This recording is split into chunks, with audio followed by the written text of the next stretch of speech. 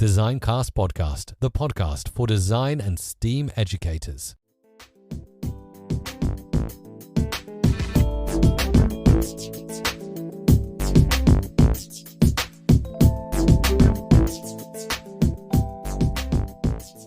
Hello and welcome to Designcast, a podcast where I interview a wide range of excellent guests in design and STEAM education to get their unique perspectives.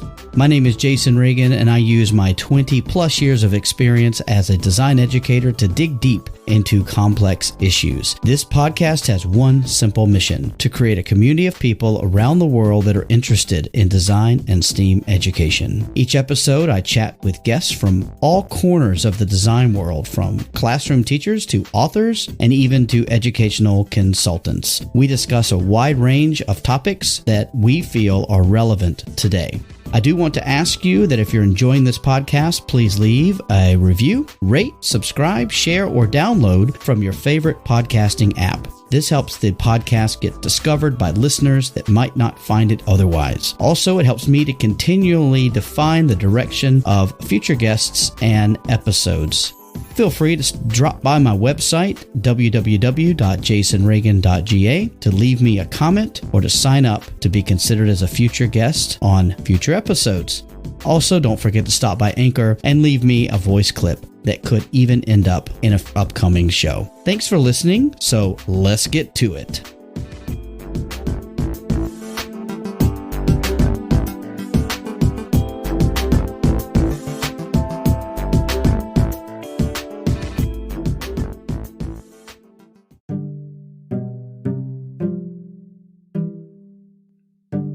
It was such an honor to speak to Dr. Marci Klein for this episode of Designcast. Marci is a pediatrician, artist, designer, and entrepreneur. Along with her two children, Marci has been building a hands-on project-based organization. 3DuxDesign started on the family kitchen table and has grown into an international educational resource company. The story that Marci tells about the different points in time that defined the company are really inspiring. I'm sure you are going to love to hear her point of view, all about how she has worked to work through the design thinking process while being a pediatrician and a mom. I'm confident you will enjoy our discussion. Now sit back, relax, and enjoy this chat with Marci Klein. This podcast is a proud member of the Teach Better Podcast Network. Better today, better tomorrow, and the podcast to get you there. Explore more podcasts at www.teachbetterpodcastnetwork.com. Now let's get on to the episode.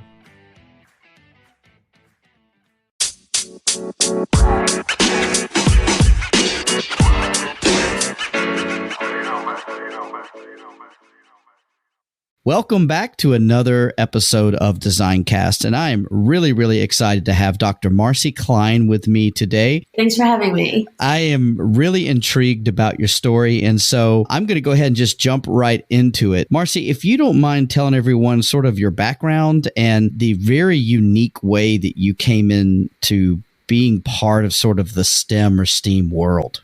Yeah, sure. I tend to ramble on a bit, so I'll try to stay focused to topic, but feel free to interrupt me if I go off on a tangent. But I'm actually a pediatrician. I did my training about almost 30 years ago, and was a community pediatrician and an academic pediatrician for many years. I actually transitioned into education about 3 years ago because of my own kids. My daughter, when she was in high school, took an architecture class one summer, and she fell in love with what we now know is the concept of design thinking. What she really loved about architecture is how that as a discipline connects the math and the sciences and the engineering concepts with the arts, but also with humanity and the environment all together in one discipline. And she felt that if she had experienced architecture as a little kid, she would have been much more engaged in some of the more hard sciences like engineering and math. So she felt that that was something that kids should learn at an early age. And when she and her brother were little, they used to play with cardboard forts, make little mini models and elevators and ramps and, little worlds for their little toys and characters, and architecture reminded her of those memories. And she and her brother decided to develop an architecture set, but using the thing that kids love to play with most, which is the cardboard box. So that was the beginning of the product that we now sell.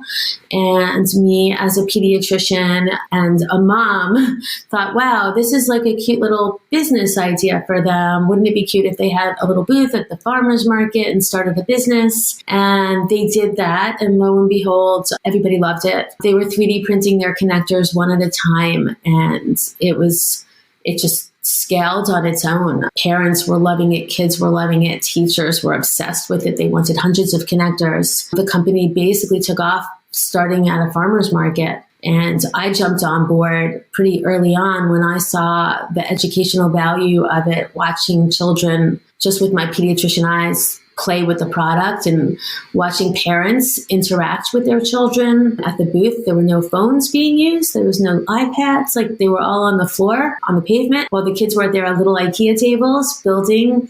Moms and dads were sitting down there building with the kids. It was just an amazing thing to sit back and watch. And I realized my kids actually had something really cool that needed to be out there and developed. So that's when I transitioned into education and have been helping them grow the company and writing content, lesson plans, so that kids at home and in school can use it. That is awesome. And I'm really excited to hear more about that. And you mentioned looking at things with your pediatrician eyes. How do you think it's different for you looking at it from an understanding of how children develop?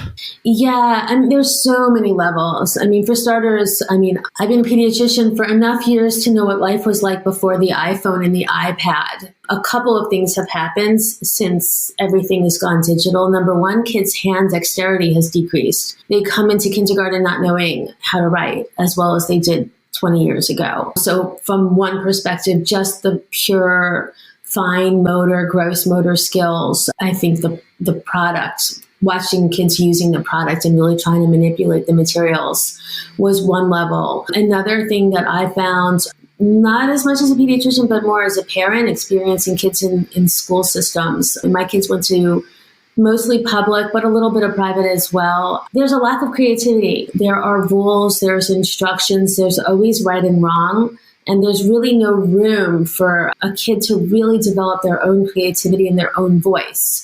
And with our product, we have no instructions. That's like the first thing parents are asking, where are the instructions? And I'm like, look at your kid at the table. They've already built something. Those are the instructions. They're in their head. So it's a shifted mindset. And I think it's really important, especially nowadays, everybody's talking about 21st century skills, and we don't know what the jobs of the future will be, and we really need creativity.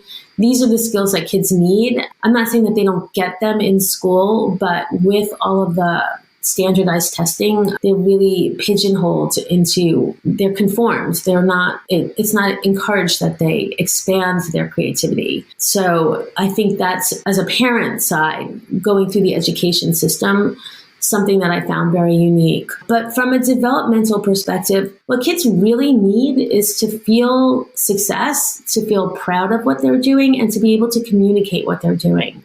So using not just our product, but also the open-ended learning programs that we've developed, it really gives a chance for every single child using the product to feel success and to feel proud of what they did, which doesn't always happen when subjects are siloed in school. So if you're in math and you're not a math student, kids get deflated and they feel like a failure. And then same thing for the kids that are good at math, but they're in English class and they're not so good at English. Same thing. So we really focus on a very holistic and authentic learning experience where every kid can they call it student-centered. You can call it what you want, but there's areas within our curriculum for every child to feel success.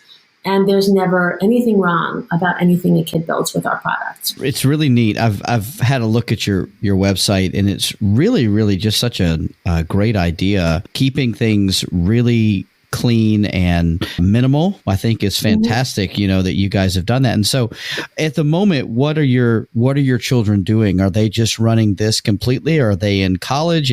What's going on with your kids at the moment? It's on a day of the week in school. So one is a junior in college, and right now she's a glutton for punishment. So she's in the business school at Washington University in St. Louis, and she's majoring in entrepreneurship in the business school, but she's also minoring in architecture. But she also loves working directly with kids and has taken some education classes, but also does 3Dux projects and programs as much as she can with, last year before COVID, it was with kids in the community through some of the local nonprofits and maker spaces. Now she's done them on Zoom. We have other high school students that she coaches as well that do Zoom projects with kids, in the community, not through schools necessarily. She also is our competition girl. Actually, both kids are. So she does a lot of college level entrepreneurship, pitch competitions, grants, and stuff like that. So she'll apply for a competition and she'll do a pitch. And sometimes she wins and sometimes she doesn't, but they're all good experiences for her. So she does a lot of that. I guess we call it fundraising, but we're not like officially fundraising, but it's just a great experience for her as an entrepreneur to be able to really pitch to judges in a competitive way what she does, what she's doing, and where she wants to go with the company. Her little brother, unfortunately, is a senior in high school. He was the one who originally did the 3D printed design for the connectors. My daughter did them on paper. He actually converted that to CAD and 3D printed them for the first 9 months of our existence. But we're scaling. So we started out completely mom and pop in our dining room. And we now have a factory and we do our own die cutting of cardboard, our own packaging. So we get most of our materials in raw and then we do the packaging. So he pretty much runs the show at the factory, which was hard during COVID because it was like him and his best friends doing all the packaging. But, we have a big enough space where we can safely put different people in different locations. And we now have 3 employees essentially that he helps navigate through packaging and shipping, which will fall on me next year when he goes to Northeastern. As parents do, right? They pick up. Yeah. Well, the deal is we're going to hire somebody, probably a college student, and have them, work probably part-time, and we'll train them over the summer. Mm-hmm. So they'll become the next Ethan. Well, Ethan's a freshman and he'll be engineering next year. So I think we probably won't hear from him at 3Dux for at least one semester till he gets adjusted to what it's like to be an engineering student. Mm-hmm. Yeah, that's pretty intense. It sounds like that they both have a lot of creativity. And I was going to ask you, it sounded like you started out in a really craft business type situation, where you were making things yourself. And so you say you have a factory now. How did that all kind of come about? Yeah. So, so it preceded 3Dux a little bit. I have a creative outlet myself. And as a pediatrician, I loved what I did, but there wasn't much room for art and creativity in there. Well, creativity, yes, but in a different way. And so I had actually I got a little workshop in a town neighboring our town in Bridgeport, Connecticut, in a flexible space, and I started making furniture. So we had some machinery, including for any of those STEM people out there, a CNC router, which I used to cut wood. So when we started 3Dux, we already had a place to package. Although we 3D printed the connectors at home because nobody wanted to go to the factory every 8 hours, literally, and switch out the 3D printers. So the connector manufacturing was literally in my dining room, but we cut the cardboard actually on the CNC router. And my husband and my son realized that if we switch out the router bit, which for all those people who aren't engineers and STEM is like a round screw, sort of like as it cuts through the cardboard, it leaves a big space, a big gap between pieces. And we wanted all the pieces to be like more of a puzzle. So they found a knife that fit in the router table. So it now cuts shapes exactly. So it looks more like a puzzle. And we did that for the first 3 months, but it took about 20 minutes to make each kit, literally, because each piece was cut out one at a time. So it was great for 3 months just to like prove our concept. And the reason why we did cutting cardboard, even though our product is designed to fit on every shipping box you could have in your home, was because of the advantage from an academic and educational perspective, because now we make shapes that are exact geometry. Even if a 4-year-old doesn't know that 2.5-inch circles next to each other equals a 5-inch square in diameter or length, they'll know it by playing with the product. So we really wanted exact shapes for the students that allow them to build extremely good structures without actually knowing the proportion side of it. And they learn scale and proportion by playing rather than by calculating it mathematically on a piece of paper. Are you guys still cutting the cardboard with the router, or have you moved to make?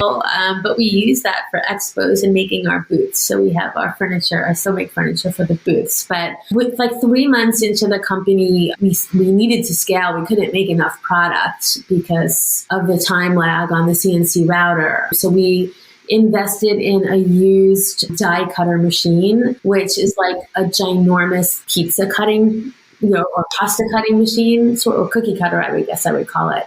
So we buy a die for each one of our products, and you have to run it through twice because it's not big enough for one kit. But it cuts down from 20 minutes to about 2 minutes per kit, which still is not great manufacturing wise, but it got us through most of our kits. So we still do that for our retail kits. But once we started going into education, the sheer volume of cardboard that we want to give a classroom, even the die cutter literally doesn't cut it. So we were able, for the first 6 months we did, and then like a grant from the Science Center of Iowa came in, and it was like, wow, that'll take us a month, like 8 hours a day in a non-air conditioned factory to do this. So that was when we scaled. So the people that make our connectors are only 80 miles away from us. They actually make toys as well. So they now make our classroom kits. So we'll get sheets pre-made. We get 10,000 at a time, and we package them for school. So we still do the packaging, but we're no longer making our connectors. We get those at like 200,000 a pop, and we get 10,000 sheets of cardboard. So now we're primarily a packaging facility, except for the retail kits. I'm listening to you thinking about my students that are entrepreneur-like. It's amazing for my kids. Like when you're in an entrepreneur class and like it's all theoretical, which my son did like after he had already started 3Dux, and like their job was to design a pen. Like they didn't even like do an injection mold quote. Like they had no idea how hard that is. Like, to get somebody to like be willing. We were like so lucky that we got the manufacturer we did, because the connector cost was like 4 times the price in a bunch of local ones. And then it just so happens that one of the biggest toy makers in the world is 80 miles from us. I called on a whim. I didn't know who they were. And they're like, do you know how big we are? We make Monopoly. But we love your story, and we want to show your kids the factory. So my kids, we got to this, I think it's like over 1 million square foot facility, and they got a tour. And like their names with 3DuxDesign were all over it. And they got to watch. It was like a big, giant real life how it's made for my kids. And they got to see like all the manufacturing of all the games that they've ever played when they were little, which was so cool. And the company they didn't take a gamble on us, but they had faith that we would scale. And it took 9 months for us to be ready to get the connectors made by them after that initial visit. But it's just, the whole entrepreneurial journey for kids at all levels, from my kids having to do competitions and pitches and develop a PowerPoint presentation and understand how to do Photoshop and how to create a website, and we write lesson plans, so how to learn how to be teachers. I still find weird that they teach teachers because they do professional development sometimes.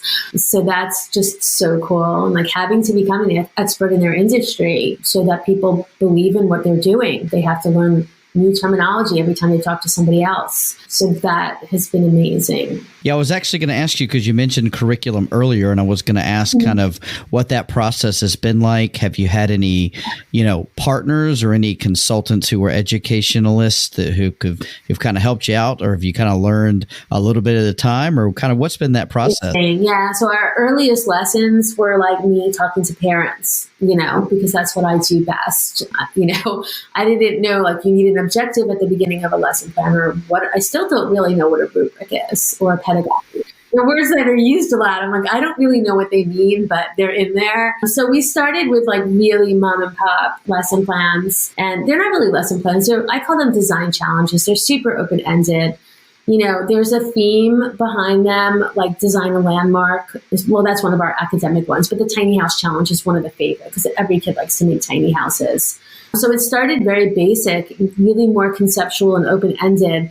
But to get into schools, obviously, we needed to hit those, those standard aligned content. So basically, as we would work with a school, that educator in charge would help me kind of fine-tune the lesson plan and get it into shape so that it fit into their curriculum at different age groups. So it's taken like 2 years of help from our fans and our customers, the teachers, who have really helped. Like they see the value in the product enough that it's worth just tweaking the lesson plans that I created so that they could use them in the classroom. So, a lot of it's just been through support and collaboration with the teachers that we work with. But over the 3 years, I've learned some skills too on how to write curriculum. So they're still very unique because they're still coming from a parent and a pediatrician and a product designer's eyes rather than a teacher with formal educator training. So they're definitely a different take, very heavy project-based learning. And I don't call it student-centered learning. What we create is community-centered learning.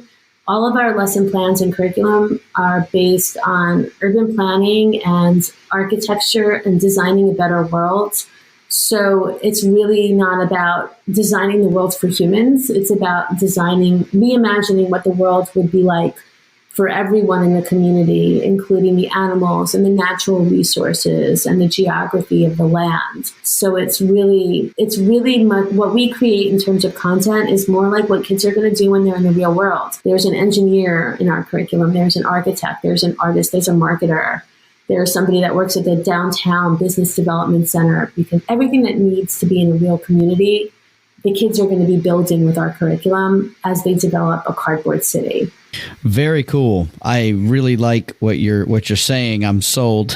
That's really great. And you mentioned design thinking earlier, and one of the really big principles of that is that when you're solving a problem, you get as many voices around the table as you can. So you mentioned about having all these different inputs, into the way you plan out these activities and these learning possibilities. So I think you're actually living out the design thinking protocol or process while you're doing this, which is great for you to be part of, for your kids to see.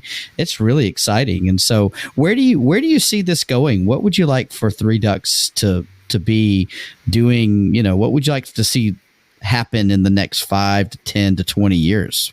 Yeah. So let's see. It wasn't this last summer during COVID, but the summer before, my daughter was home from college, and we launched the very beginning pilots of our global initiative, which aims to take creating this community building or city building, like literally the kids are literally building a cardboard city. That's the curriculum.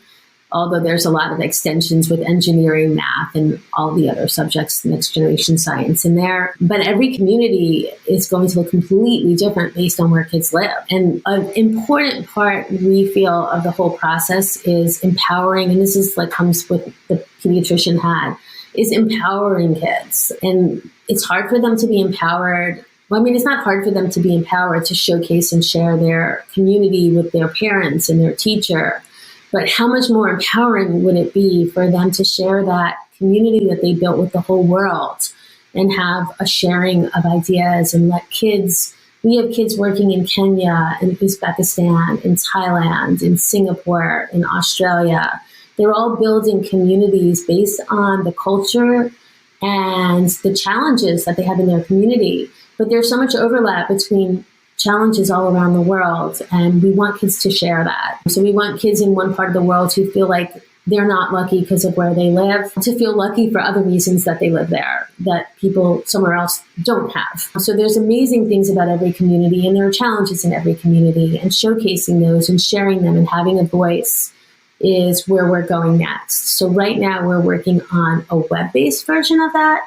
So we have a student showcase on our website with pins, and students that complete their project and create a presentation, which is multimedia and completely open. So there's creative writing in there, there's photographs, they have video content sharing their projects, are all loaded on a web page on our site. So other students around the world can see what it's like to be in Benin, which is a country I hadn't heard of before we got product there. So I'm sure a lot of little kids haven't heard of it either. So that's where we are in the next year to two. And actually, believe it or not, COVID has actually helped that because it has forced us to create more online sharing content. But ultimately, we aim to work with universities and organizations around the world where we can present live showcases, which is unlike some of the competitions, like the robot competitions and all these competitions. Ours is going to be more of a celebration of humanity and community and life. So students from around the world hopefully will all congregate and bring their projects and showcase them at expos. Hopefully they'll be in universities, and we'll get buy-in from universities and host the showcases. And kids can physically be there and show what they've created and share it with other people.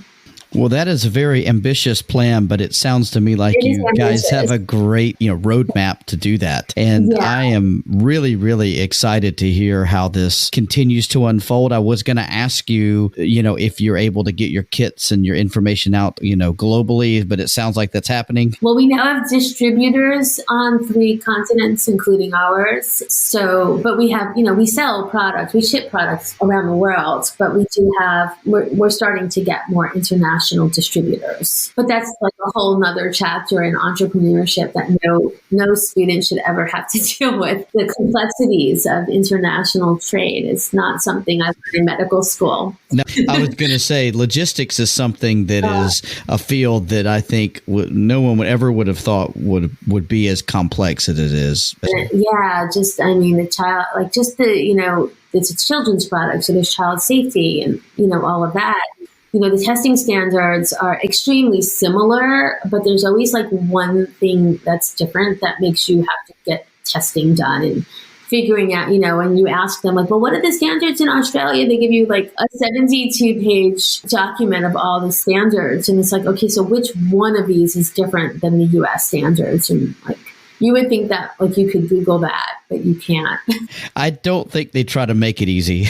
I agree. And then you have to pay somebody to like just decipher what the heck it means, not get the testing done. So, but I guess those barriers to entry are good to protect us from competition. Yeah, it's definitely not fun, but necessary. It is necessary. And I think that these are the kind of things, these are the hidden curriculum, I guess you could call it, the things that you did not expect were there that you're really spending a lot of time doing. And I think entrepreneurs who've never done that kind of thing before often find those kinds of things and go, wow, I had no idea there'd be this much whatever involved in what I'm doing. So what a great real world experience for your kids as well, to experience that. And do you think that they will always be involved in the company? I don't know. I think so. Right now they say they want to. My daughter, she's taking entrepreneurship. She does want to work at another company for a few years. She doesn't know where, but just because she's never, she's always been a boss or a partner. She's never been an employee. And she feels it's really important to take on all roles and understand. That's the design thinking, empathy. Like it's hard to be a good leader if you've never been led before. So she wants to experience that a little bit and then come back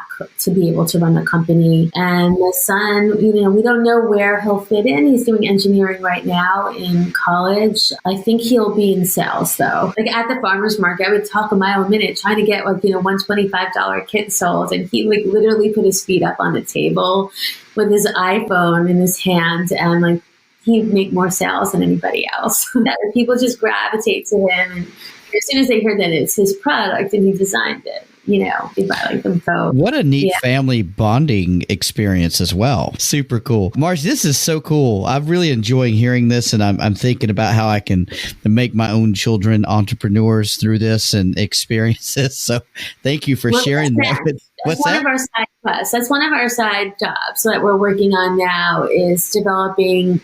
Actually, in parallel, we're developing a curriculum for entrepreneurship for kids, which I can't tell you too much about, but they'll get their own toys and potentially bring them to market. For teens, we've had such an amazing experience through COVID with teens mentoring youth remotely using our lesson plans and our product that we're right now building out a curriculum for an entrepreneurship for social good curriculum for teens where they will have an opportunity to become mentors and build a business around mentorship using 3Dux. I can tell you that folks listening will be super interested in hearing about that more. And so, Marci, how can people find out more about the company and get in touch with you if they want to know more?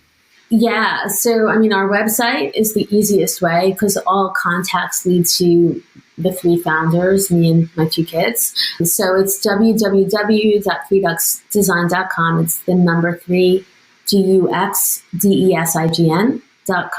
But you can always reach out to me, info at or Marci at 3DuxDesign. Thank you. And I will be sure to include that, of course, in the show notes. So anyone listening who wants to just click and go, I will have that available for them to do that. And so it's just so cool. I am so excited to have connected with you. And thank you for accepting a time to chat with me. This is so exciting. And I would love to maybe talk to you a year or two out to hear kind of how things have grown since after the sort of post-pandemic world starts to emerge. I would really love to kind of catch up with you and maybe even have your kids join us if they're still wanting, to be part of this.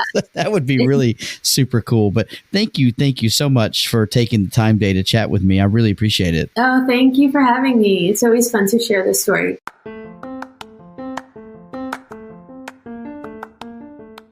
I hope you enjoyed that episode of DesignCast. I'm Jason, your host, and I produced and created this podcast. If you have any input, I would love to hear from you, and I look forward to seeing you again really soon.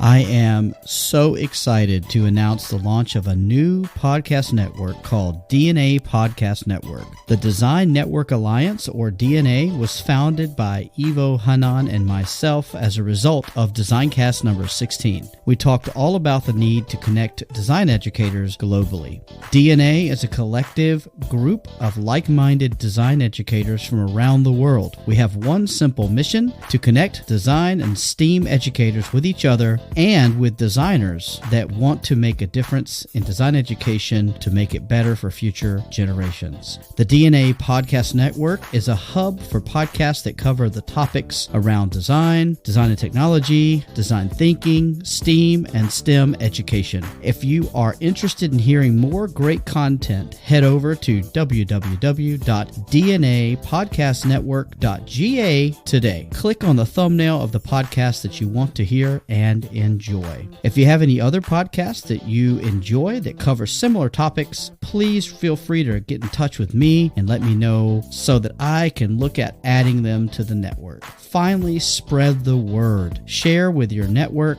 and your PLN and use the hashtag DNA Podcast Network.